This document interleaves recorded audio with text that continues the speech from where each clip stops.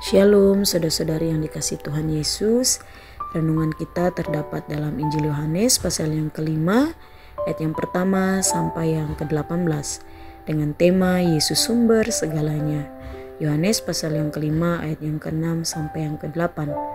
Ketika Yesus melihat orang itu berbaring di situ dan karena ia tahu bahwa ia telah lama dalam keadaan itu, berkatalah ia kepadanya, "Maukah engkau sembuh?" Jawab orang sakit itu kepadanya, "Tuhan, tidak ada orang yang menurunkan aku ke dalam kolam itu apabila airnya mulai goncang.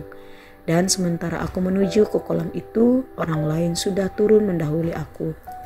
Kata Yesus kepadanya, "Bangunlah, angkatlah tilammu dan berjalanlah."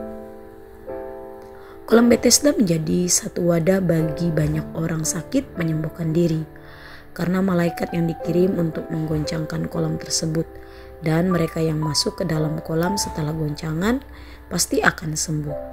Sama halnya terhadap seorang yang sakit selama 38 tahun. Ia kesulitan untuk masuk ke dalam kolam karena ia lumpuh. Melihat kondisi orang tersebut, berbelas kasihanlah Yesus sehingga ia menyembuhkan orang tersebut bertepatan dengan hari Sabat.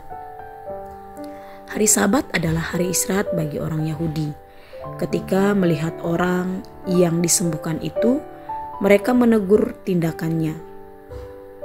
Tetapi orang tersebut menjawab bahwa orang yang menyembuhkannya yang meminta dia untuk mengangkat tilamnya.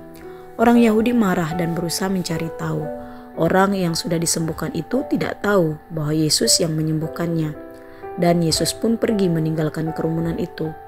Dan ketika dia bertemu dengan Yesus di Bait Allah, Yesus mengingatkan dia supaya jangan berbuat dosa lagi, supaya tidak terjadi hal yang lebih buruk. Selain itu, ia baru mengetahui bahwa Yesuslah yang menyembuhkannya, dan ia memberitahukan hal itu kepada orang Yahudi. Orang-orang Yahudi mencari Yesus dan mempertanyakan perbuatan Yesus, tetapi Yesus menjawab, "Bapakku bekerja sampai sekarang, maka aku pun bekerja juga." Hal itu membuat orang Yahudi marah dan berusaha untuk membunuh Yesus. Peristiwa sembuhnya orang yang lumpuh selama 38 tahun adalah sebuah penantian yang sangat lama. Membayangkan orang itu menunggu untuk mendapatkan kesembuhan. Yesus menyembuhkan orang itu dari sakitnya karena berbelas kasihan dan melihat bagaimana ia tidak putus asa atas pertolongan Tuhan dalam hidupnya. Penantiannya pun akhirnya membuahkan hasil, bukan karena goncangan itu, melainkan Yesus sendiri yang menyembuhkannya.